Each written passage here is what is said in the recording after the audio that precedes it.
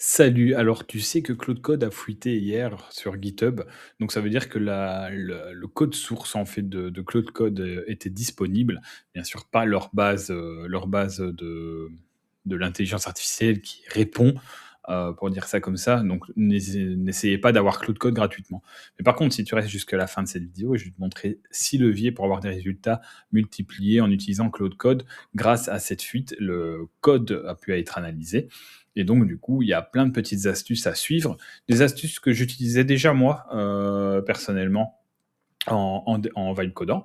Mais ici, je vais te les lire. C'est très facile à mettre en place et tu vas voir, les résultats seront meilleurs. Donc, on commence par le point 1 ici. Il faut parler comme un sergent.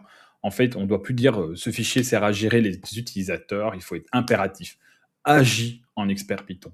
Ne modifie jamais la base. Utilise SQL Alchemy. Donc, il faut vraiment il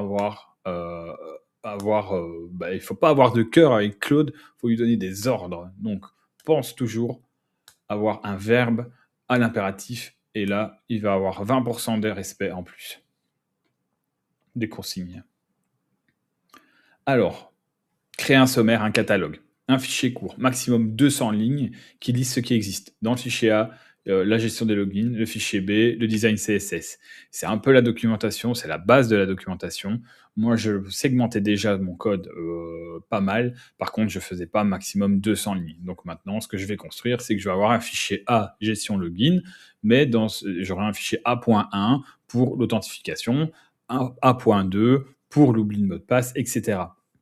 Ceci, ça sera ton catalogue, ta bibliothèque. Il ne faut jamais charger des détails non nécessaires.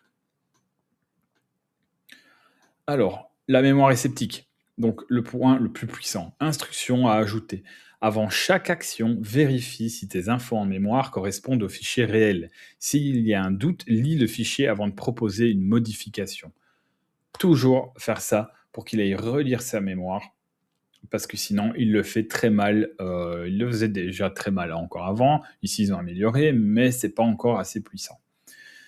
Fais un grand ménage, parce que toutes les 10 à 15 questions, la mémoire devient sale. Parce que des fois, tu poses des questions qui n'ont pas vraiment d'impact sur le code, etc.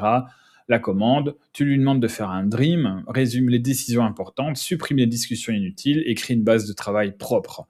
Ça va réduire le contexte et il va être beaucoup plus précis. On classe par niveau de risque.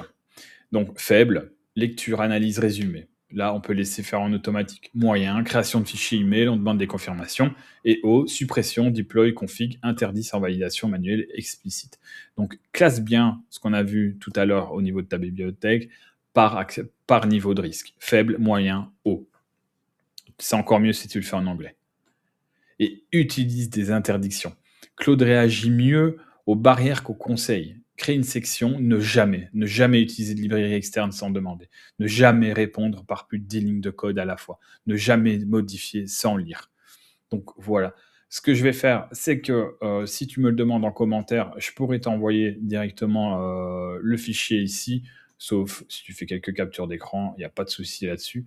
Mais voilà, c'est ce qui en ressort seulement. Parce que c'est quand même le code source qui a fuité. Et au final, sur les 6 points ici, personnellement, moi j'apprends à mes élèves déjà au moins 5 des points.